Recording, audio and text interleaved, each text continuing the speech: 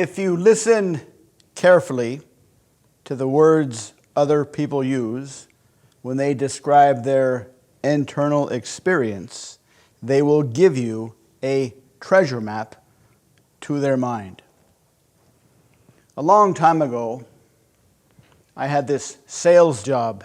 It was a very kind of sleazy sales job. We would go out in pairs every day and cold call businesses that you would find inside strip malls and try to sell them office supplies. And the deal was, they told us if we rose high enough within the sales hierarchy, we would get a new city with us on top and a whole bunch of salespeople underneath us that we could earn money off. Kind of like an MLM or a network marketing scam. We were like a self-replicating tribe of sleazy door-to-door salespeople. And because we faced so much rejection all day long, we would have these rah-rah meetings in the morning to pump us up, and then these rah-rah meetings at the end of the day to pump us up so we would come back the next day. And it was at one of these post-long day of rejection rah-rah meetings that I was paired with another salesperson. And he was trying to validate my experience. So what was your day like? And I told him what my day was like. And he repeated back what he thought my experience was to validate what my experience was. But for some reason, there was some kind of a disconnect. It seemed like he was sort of trying to describe my experience, but it didn't seem completely genuine or congruent. And at the time, I couldn't quite put my finger on why that was. A couple of years later, I took an NLP seminar, Neuro-Linguistic Programming and Covert Hypnosis. And we went through all these exercises of different linguistic asking and listening and answering techniques. And I remember the seminar teacher told us that paraphrasing can be very, very dangerous because you're essentially using different words than they are using to describe their experience. It could work if you're close to the person, but if you don't really know that person, you could send them the message inadvertently that you are an adversarial listener, that your words to describe their experience are better than their words to describe their experience. And that might create that disconnect. A few years later, I sold cars. I very much liked to sell cars. We were taught this 10-step sales process. Step 5 or 6 was to get the customer landed on a car. And then we would pull the car out, open the hood, open the front doors, open the back doors, open the hatchback or the trunk or whatever, and we would go through a 15 to 20 minute features and benefits sales pitch. We would walk around the car. Hopefully the customer would follow us, and we would point out features and benefits, features and benefits, features and benefits. Look, Mr. Customer, this has titanium tipped spark plugs. What that means to you is you can accelerate onto the freeway really, really fast. Look, Mr. Customer, this has Kevlar seat belts, which means if you crash into a tree, your rib cage will remain intact. It's features and benefits, and we walk around the whole car, features and benefits, the person's following you, features and benefits. But what it doesn't do is it doesn't take into account what exists inside the brain of the customer. You memorize all these sales pitches, the same sales pitch for a certain car, and you give that same sales pitch to every customer. So it's about a 15 to 20 minute attempt to take a whole bunch of memorized features and benefits about that car and cram them into their brain as tightly as you can, and hopefully build up enough value on the car so they'll think that buying the car is a good idea. Another thing that you learn when selling cars, another thing that I learned while selling cars, is how to read people when they walk onto the lot. Some people, they obviously want to buy a car and they're looking to rumble with the salesperson. They're looking for that fantastic adversarial sales fight to see who can get the best price. Some people, you can sort of tell they're just wasting time walking around, maybe on their lunch hour or something.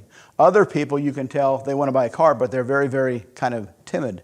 They are terrified of salespeople. They see salespeople as their arch enemies or their adversaries. And one of those times I saw this woman walk onto the lot. It was clear that she was looking at cars, but she was also kind of hiding in between the cars, hoping not to be seen by a salesperson. And so I approached her, and while I was approaching her, because it was my turn to approach the next person that came on the lot, I decided to ditch the memorized sales pitch and try the Parrot phrasing technique that we learned in the seminar. Parrot phrasing is when you listen to the words they say, you understand the words they say, and you repeat back those exact words to the person as identically as the way they said them as possible. You lean on the same words that they lean on. And so I started following her around the lot instead of trying to get her to follow me around the lot. And I just waited until she was comfortable. And I started asking her, so ideally, what kind of a car do you want? And she said, well, I'd like a car with blah, blah, blah, blah, blah. And I said, okay, blah, blah, blah, blah, exactly as the way she said it. And I'd also like a car with blah, blah, blah, blah, blah. Okay, blah, blah, blah, blah, blah, exactly the way she said it. You want blah, blah, blah, blah, blah, and blah, blah, blah, blah, blah. She said, oh, yeah, that's exactly what I want. And it seemed almost like magic. And she said, I also want a car that doesn't have blah, blah, blah, blah, blah. And I said, okay, you want blah, blah, blah, blah, blah, blah, blah, blah, blah, blah, but you don't want blah, blah, blah, blah. She said, yeah, that's exactly right. Oh, my gosh, you know exactly what I want. And I'm thinking, oh, my goodness, this is like, I feel like I'm cheating or something. And we got to this car, and I said, look, it's got blah, blah, blah. It doesn't have blah, blah, blah. It has blah, blah. And she looked at it, oh, my goodness, that's exactly what I described. Now, when you do the butterfly car effect, and you walk around the car, features and benefits, features and benefits, features and benefits, what generally happens is if you have done that same sales pitch enough times, you can kind of have a lot of fun with it, play around with the customer. So by the time you're done, you're in a pretty good mood. But what almost always happens is you're walking around the car, features and benefits, features and benefits, features and benefits, wow, features and benefits, yahoo, features and benefits, features and benefits, features and benefits, and the customer gets to the sticker price. Yeah, this is great, this is fantastic. That's why they call it sticker shock. And they look at the sticker and they think, yeah, that was great. Oh, yeah, I got to go to a birthday party, bye. And they leave. But what this woman did, after I matched exactly what she said, I remembered all the things she said about the car she wanted, and I used only those phrases to describe this car that we found. She did the opposite. She walked up to the sticker, looked at the sticker, looked at the car, looked at me, looked at the sticker, looked at the car, looked at me, looked at the sticker, looked at me, and said, okay, I'll take it. Just like that. No haggling whatsoever. We went inside, filled out the paperwork. It was like selling somebody a cup of coffee. Here's your coffee, here's your money, all right, have a nice day. And she had such a good experience with that Parrot phrasing technique that she brought her mom back the following week, and her mom bought a car for me, and I used that same technique. And every time after that, I used the Parrot phrasing technique as much as I could, instead of take the sales pitch and try to cram it into the brain of the customer as much as I could. So the moral of the story is, when you're listening to somebody talk to you about something they want, something they don't want, something they're worried about, you can try two techniques. You can try the paraphrasing techniques, which may lead to a mismatch or a misunderstanding or some kind of a not quite friendly conversation, a slightly adversarial conversation. Or you could try the paraphrasing technique and listen to exactly what they say, exactly how they say it, repeat those phrases right back to them, realizing that those words are a treasure map to their mind.